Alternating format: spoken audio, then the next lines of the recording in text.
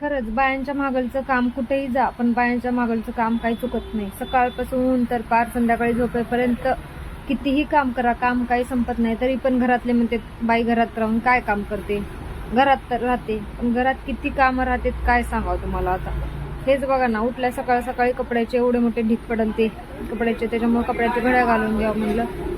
आणि दुसरं पण आता सगळं काम आवरायचं होतं, थोडंसं मला उशीर झालं होतं आज उठायला. मग इथं सोफा वगैरे सगळं आवरून घेतले, झाडून ते काढायचं होतं, झाडून ते काढून घेतले, मग सोफा ते आवरून घेतले.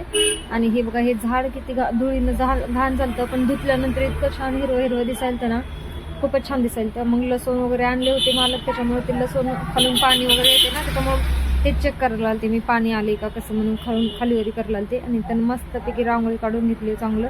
दारात रांगोळी जर नसेल ना तर दार सुनं वाढते, असं घरात कोणी आहे का नाही असं वाटतं. त्याच्यामुळे सकाळ सकाळी रांगोळी जर काढून घेतली ना खूपच छान वाटते दार. आणि मग दुकानात आले, सामान वगैरे लावून घ्यायचं होतं, बाहेरचं सामान वगैरे लावून झाडून ते काढून दिवाबत्ती करून घेतले. आज जास्त काही शूट करणं झालं नाही, एवढंच केले हो आजच्या पुरतं एवढंच. पुन्हा उद्या नवीन व्हिडिओमध्ये भेटूया, बाय.